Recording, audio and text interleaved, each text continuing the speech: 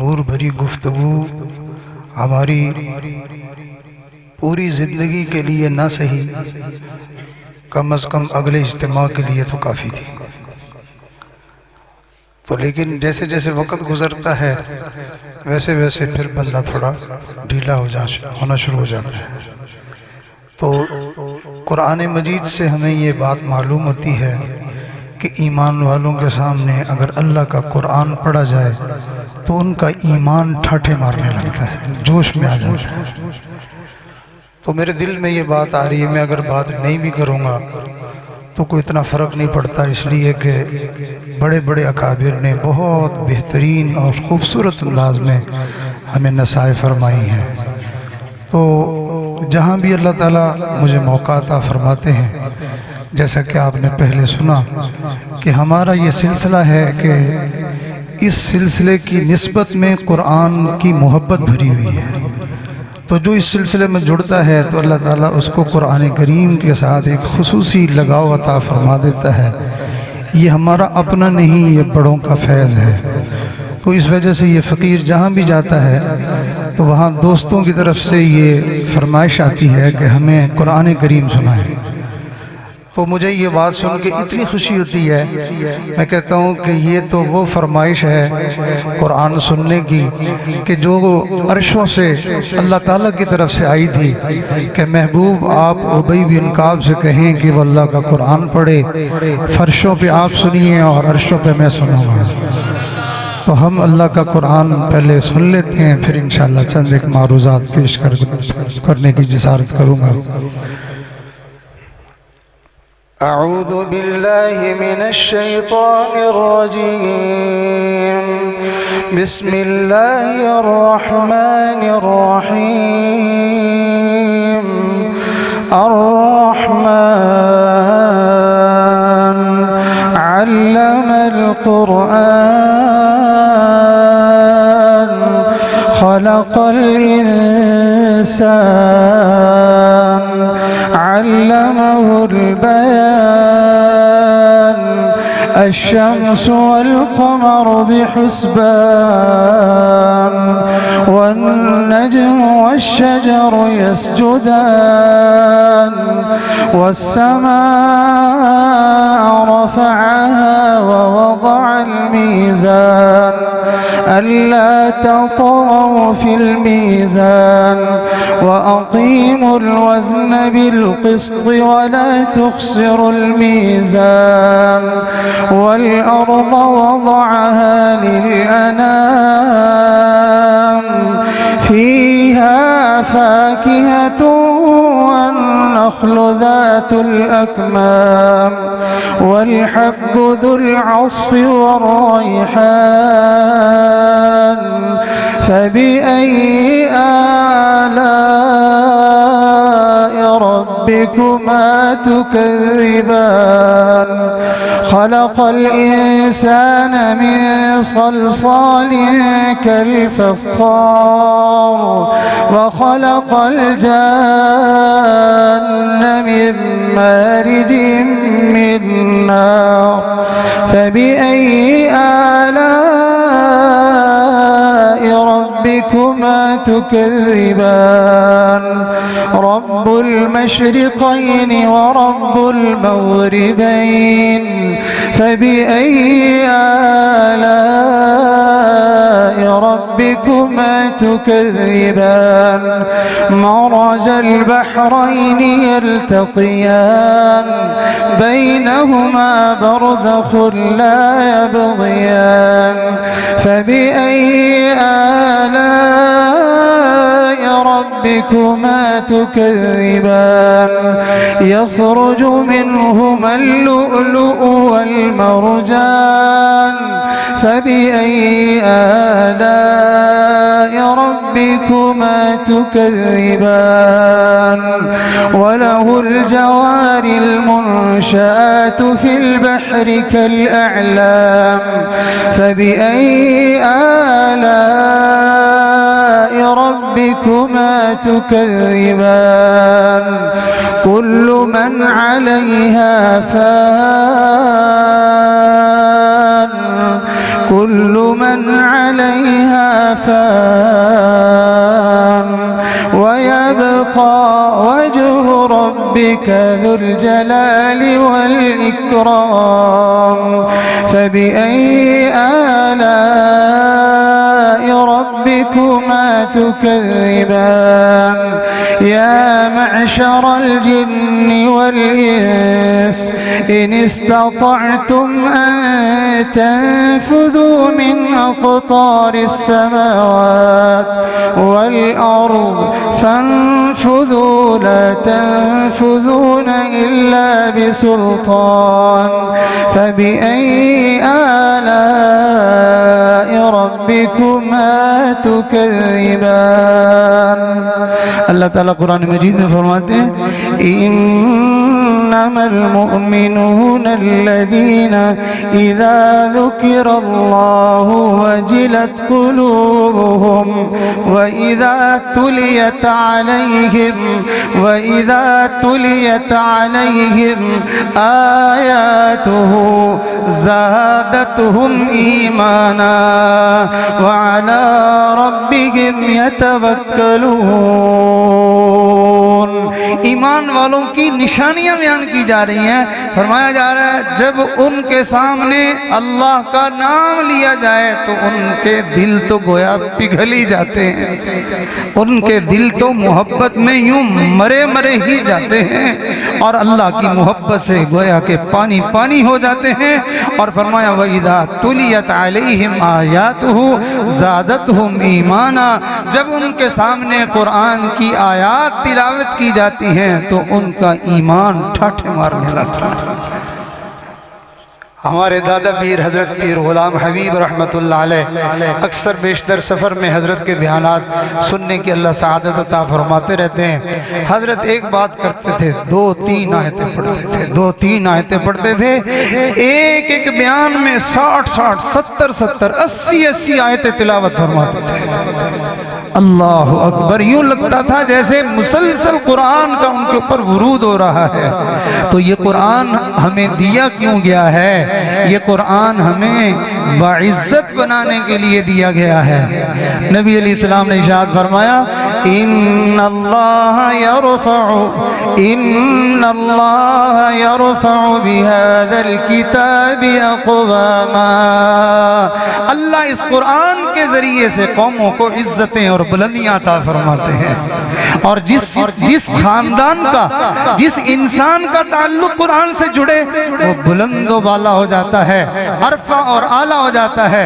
جس خاندان کا تعلق قرآن سے جڑے وہ پورا خاندان نوازا جاتا ہے.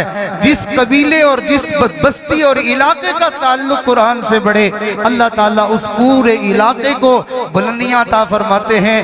حتیٰ کہ جس ملک کا تعلق قرآن سے ہو جائے اللہ اس پورے ملک کو پوری دنیا میں عزتوں کے تاج عطا فرما دیتے ہیں. یہ قرآن عزتیں دلانے کے لیے آیا ہے, یہ قرآن ہمیں بنانے اور سنوارنے کے لیے آیا ہے. دیکھیے بگڑی ہوئی چیز کی کوئی قیمت نہیں ہوا کرتی, بگڑی ہوئی چیز کی کوئی قیمت نہیں ہوا کرتی, ہمیشہ ستھری سنوری چیز کی قیمت ہوا کرتی ہے. ایک عام سادہ سی مثال ہے, گلی محلے میں کتے پھر رہے ہوتے ہیں, آپ کسی کو کہیں میں آپ کو یہ 1000 روپے کا کتا دیتا ہوں, وہ آپ کی یہ بات سن کے ہنس دے گا کہ کیا ہو گیا تمہارا ذہنی توازن ٹھیک نہیں ہے, کیسی بہکی باتیں کر رہے ہو, یہ بھی کوئی چیز ہے جو اس کے بدلے میں تجھے 1000 دوں. یہ ایک کتا ہے جس کو آپ 1000 کے بدلے نہیں لینا چاہتے. ایک وہ کتا ہوتا ہے جو سدھایا ہوتا ہے, جو سکھایا ہوا ہوتا ہے, جس کو کھوجی کتا کہتے ہیں. اس کی خریداری نہیں, صرف اس کا چکر لگانے کا انسان کو 1000 روپے اس کا کرایہ دینا پڑتا ہے. معلوم ہوا کتا ہونے میں تو دونوں برابر ہیں. فرق کیا ہے کہ یہ تو بیکار اور جو ہے وہ آوارہ پھرنے والا ہے, اور یہ کسی کی تربیت میں آیا ہوا ہے. اس تربیت نے اس کو جو ہے وہ قیمتی بنا دیا ہے. اس کی قیمت ہزاروں سے نکل کر لاکھوں میں چلی گئی ہے. کہنے کو سارے ہی ہم انسان ہیں, لیکن جن کی تربیت کسی اللہ والے نے کی ہے, کسی صاحب نظر نے کی ہے, کسی صاحب دل نے نے اس کے اوپر توجہ ڈالی ہے، اس کو بنایا اور سنوارا ہے، اس کو اپنی غلامی میں لا کر، اپنی شاگردی میں لا کر، اپنی مریدی میں لا کر اس کے اوپر توجہات ڈالی ہیں، اس کی عادات کو بنایا اور سنوارا ہے، اس نے اس کی تربیت کی وجہ سے اس کو انمول کر دیا ہے۔ جب تک بکے نہ تھے، جب تک بکے نہ تھے کوئی پوچھتا نہ تھا، جب تک بکے نہ تھے کوئی پوچھتا نہ تھا، تو نے خرید کر انمول کر دیا۔ یہ اللہ والے انسان کے اوپر توجہ ڈالتے ہیں، نظر ڈالتے ہیں، ہم سمجھتے ہیں میں نے پیر بنایا، اور حقیقت کو جاننے والے کہتے ہیں کہ مرید پیر نہیں بناتا بلکہ پیر مرید بنایا کرتا ہے۔ ان کی نظریں انسان کے اوپر پڑتی ہیں، وہ اس کو چن لیتے ہیں، وہ اس کو منتخب کر لیتے ہیں۔ کئی واقعات ایسے ہوئے ہیں کہ ایک بندے کے اوپر کسی اللہ والے کی نظر پڑی اور اس نے ابھی تک بیت کے کوئی کلمات نہیں پڑھے تھے، وہ ان کا عقیدت مند نہیں تھا، محبت کرنے والا نہیں تھا، ان کے بیان میں بھی نہیں آیا تھا، نظر پڑی اور دیکھ کر فرمایا یہ تو ہمارا بندہ ہے، یہ تو ہمارا مرید ہے، یہ تو ہمارے سلسلے کا ہے۔ تو اللہ نے پھر وقت آنے پر اس کو وہ سعادت عطا فرمائی کہ وہ ان کے حلقے میں شامل ہوا، ان کی ارادت میں شامل ہوا، ان کی تربیت میں آیا، پھر اللہ رب العزت نے اس کو نکھارا، بنایا اور سنوارا، اور یہاں تک کہ اللہ رب العزت نے اس کی ان سدھری اور سنوری ہوئی عادتوں کی بنا پر اللہ نے اس کو اپنا یار بنا لیا۔ آج ہم بھی یار بناتے ہیں، جو بندہ سخی ہو، جو بندہ شریف ہو، جو بندہ سچا ہو، جو بندہ خیر خواہ ہو، جو کسی مشکل میں ساتھ دینے والا ہو، جس میں اچھی عادتیں ہوا کرتی ہیں، ہم اس کو اپنی دوستی کے لیے چنتے ہیں۔ تو کیا خیال ہے، اللہ بگڑے ہوئوں کو اپنا ولی بناتا ہے، اللہ بگڑے ہوئوں کو اللہ اپنا دوست بنا لیتا ہے۔ ابھی ہمارے حضرت مولانا سہیل عرفان صاحب نے آیت مبارکہ تلاوت کی تھی، اللہ تعالیٰ نے اپنے دوستوں کی بارے میں دو نشانیاں بیان کی، اور گویا کہ یوں کہیے کہ سمندر کو اللہ نے کوزے میں بند کر دیا، دو خوبیاں بیان کر کے ساری خوبیاں اللہ نے اس میں اکٹھی فرما دی۔ کیا آیت مبارکہ تھی؟ ارشاد فرمایا الا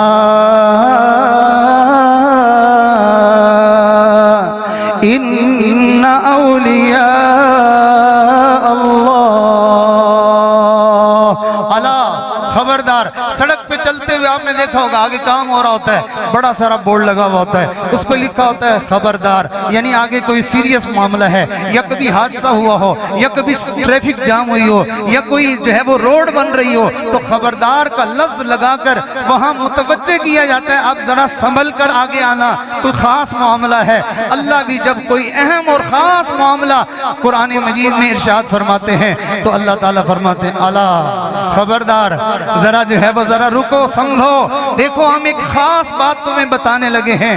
اللہ کیا خاص بات ہے؟ فرمایا ہم تمہیں اپنے یاروں کی بات بتانے لگے ہیں، اس لیے کہ اللہ رب العزت جانتے تھے کہ وقت بدلے گا، حالات بدلیں گے، لوگ دین سے دور ہوں گے، اور لوگ اتنے نادان ہو جائیں گے کہ یہ بے دینوں کو دیندار کیا، یہ بے دینوں کو ولی سمجھنے لگ جائیں گے۔ آدھا ننگا آدھا ولی، پورا ننگا پورا ولی۔ وہ جی وہ بڑی پہنچی ہوئی سرکار ہے، گالی دیتا ہے تو کام ہو جاتا ہے۔ نبی علیہ السلام فرما رہے ہیں کہ مومن گالم گلوچ کرنے والا نہیں ہوتا، اللہ کے نبی فرما رہے ہیں عام مومن گالم گلوچ کرنے والا نہیں ہوتا، اور ہم نے گالیاں بکنے والے کو وقت کا ولی بنا دیا۔ ارے ولی وہ ہوتا ہے جس کی زبان پر قرآن ہو، جس کی زبان پر نبی کا فرمان ہو، جس کے وجود پر نبی کی سنت جگمگا رہی ہو، جس کے زندگی کا ایک ایک عمل قرآن مجید کی آیتوں کے آئینے میں وہ نظر آ رہا ہو، وہ ولی ہوتا ہے۔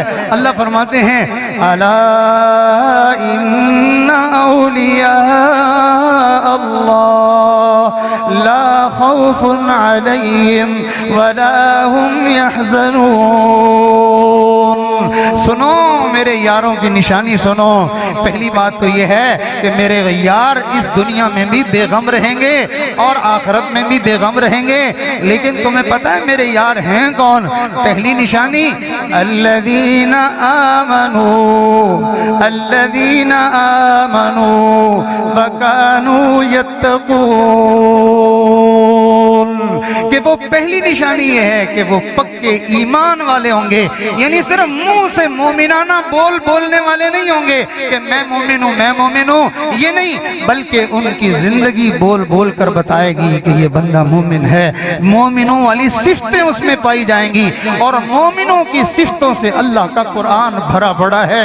ارشاد فرمایا وعباد الرحمن، رحمان کے بندے کون ہیں؟ رحمان کے بندے وہ جو ایمان والے ہیں، جن کو اللہ اور اس کے رسول سے پیار اور محبت ہے، اللہ کہتے ہیں یہ میرے بندے ہیں۔ اور جو اللہ اور اس کے رسول سے دوری اختیار کرنے والے ہیں وہ شیطان کے بندے ہیں۔ اللہ فرماتے ہیں رحمان کے بندے وعباد الرحمن الذین یمشون علی الارض ہونا وَإِذَا خَاطَبَهُمُ الْجَاهِلُونَ قَالُوا سَلَامًا وَالَّذِينَ يَبِيتُونَ لِرَبِّهِمْ سُجَّدًا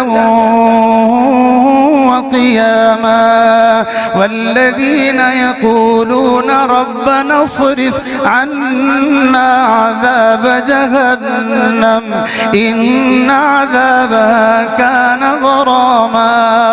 یہ ہمارے اکابر جو باتیں بھی فرما رہے تھے واللہ یہ اپنی طرف سے نہیں کر رہے تھے، کوئی بات کسی حدیث کا مفہوم تھا اور کوئی بات کسی قرآن کی آیت کا مفہوم تھا۔ ابھی ہمارے حضرت پروفیسر صاحب فرما رہے تھے کہ اس کے اندر انسان کے اندر جو ہے وہ بڑائی اور تکبر نہ ہو، بلکہ اس کے اندر عاجزی ہو۔ وعباد الرحمن، رحمان کے بندے میں پہلی نشانی یہ ہوتی ہے کہ اس میں انانیت نہیں ہوتی، اس میں بڑائی نہیں ہوتی، اس میں تکبر نہیں ہوتا۔ وہ ایک مٹا ہوا ایک بھلا بندہ، ایک جو ہے جیسے جو ہے وہ دانا مینا بندہ ہمارے پنجابی زبان میں کہتے ہیں، کوئی اکڑ خواہ نہیں ہوتا، عاجز مسکین سا بندہ ہوتا ہے۔ اللہ فرماتے ہیں رحمان کے بندے کی پہلی نشانی یہ ہے کہ اس کے اندر اکڑ نہیں ہوتی، اور دوسری نشانی یہ ہے کہ وہ وَإِذَا خَاطَبَهُمُ الْجَاهِلُونَ قَالُوا سَلَامًا، وہ کسی لڑائی جھگڑے میں کودنے والا نہیں ہوتا۔ اگر کوئی لڑائی جھگڑے والی بات کرنے کی کوشش بھی کرے تو وہ کوئی ایسی بات ایسا جواب دیتا ہے کہ جس سے لڑائی تھم جائے، سلامتی والی بات کرتا ہے۔ اور اگلی بات حضرت فرما رہے تھے ہمیں اور کچھ بھی نہ کریں، ہم اپنی نمازوں کو ٹھیک کر لیں۔ آئیے اللہ کیا فرما رہے ہیں وَالَّذِينَ يَبِيتُونَ لِرَبِّهِمْ سُجَّدًا وَقِيَامًا۔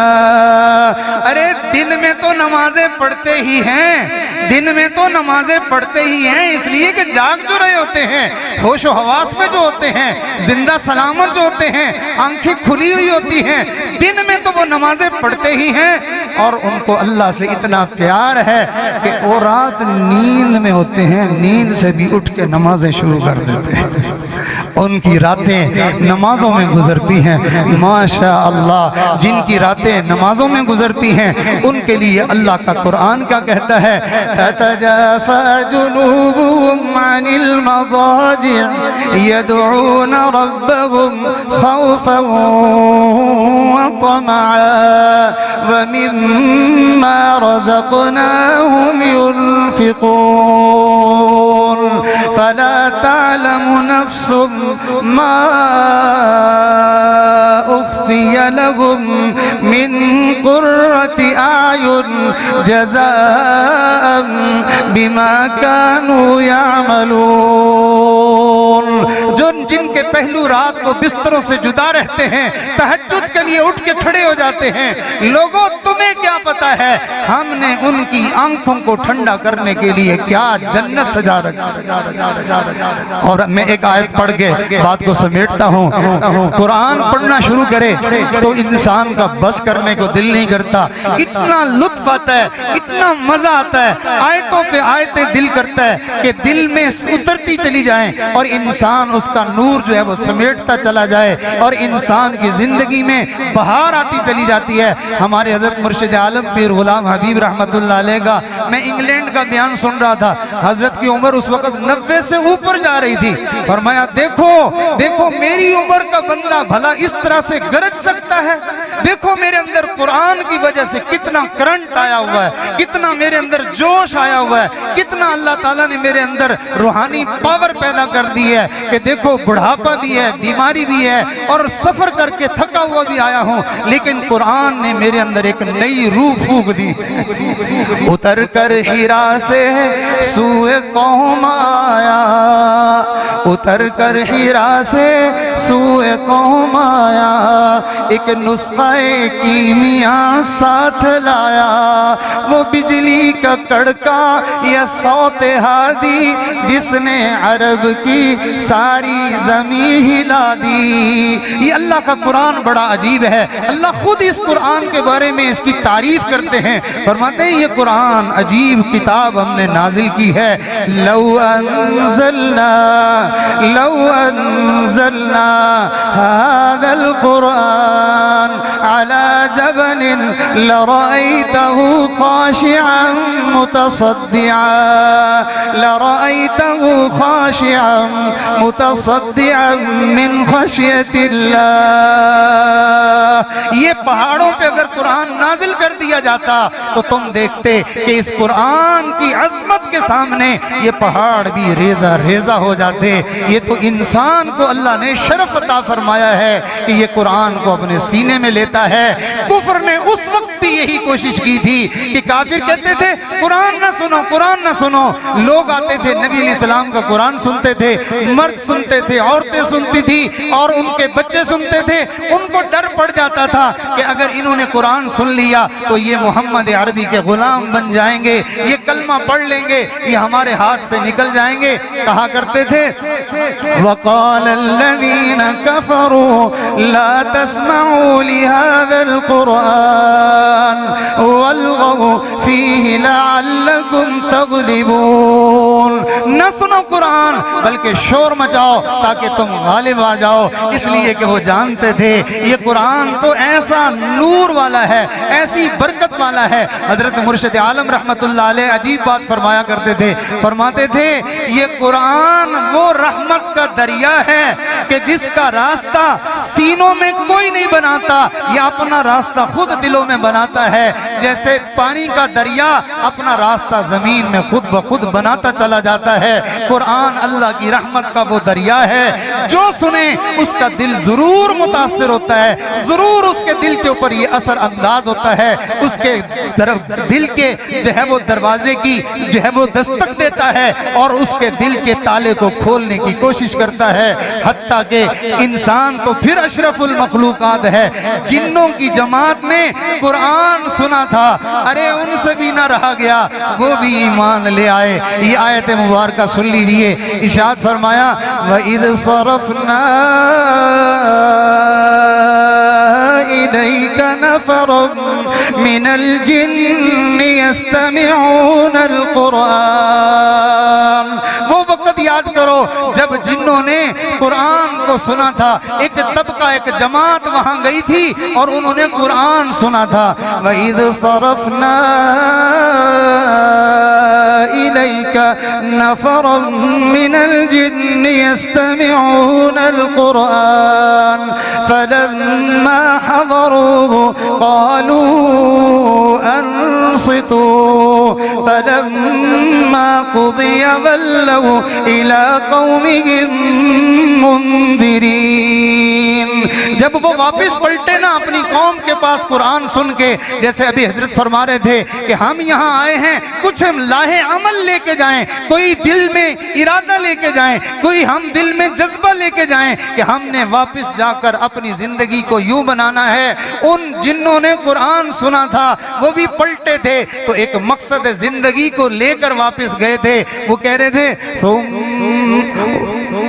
وَإِذْ صَرَفْنَا إِلَيْكَ نَفَرًا مِنَ الْجِنِّ يَسْتَمِعُونَ الْقُرْآنَ فَلَمَّا حَضَرُوهُ، جب آئے بیٹھے، جب آئے وہاں حاضر ہوئے، قَالُوا أَنصِتُوا، کہنے لگے چپ کرو سنو، یہ دیکھو کیسا کلام ہے۔ فَلَمَّا قُضِيَ وَلَّوْا، جب اجتماع ختم ہوا، جب واپس پلٹے، وہ قرآن کی باتیں سن کے واپس گئے۔ فَلَمَّا قُضِيَ وَلَّوْا إِلَىٰ قَوْمِهِمْ مُنذِرِينَ،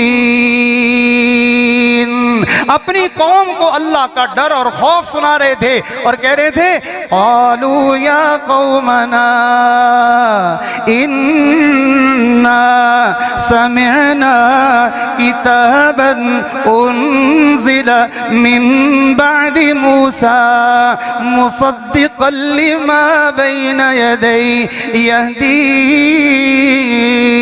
إِلَى الْحَقِّ وَإِلَى طَرِيقٍ مستقيم يا قومنا أجيبوا داعي الله وآمنوا به يغفر لكم من ذنوبكم ويجركم من عذاب أليم۔ اس زمانے میں بھی مسلمانوں کا تعلق قرآن سے جڑا تھا، جدھر جاتے تھے عزتیں اور کامیابیاں ان کے قدم چومتے تھی۔ آج بھی ہمارے بزرگ بار بار یہی کہتے ہیں۔ حضرت مرشد عالم رحمت اللہ علیہ کا ملفوظ میرے شیخ العربی والعجم حضرت حافظ ذوالفقار صاحب دامت برکاتہم العالیہ فرمانے لگے، حضرت آخری عمر میں فرمایا کرتے تھے مجھے لے جاؤ، بس میرے جہاں جہاں قدم لگ جائیں گے اللہ تعالیٰ وہاں مسجدیں بنوا دے گا، مدرسے بنوا دے گا۔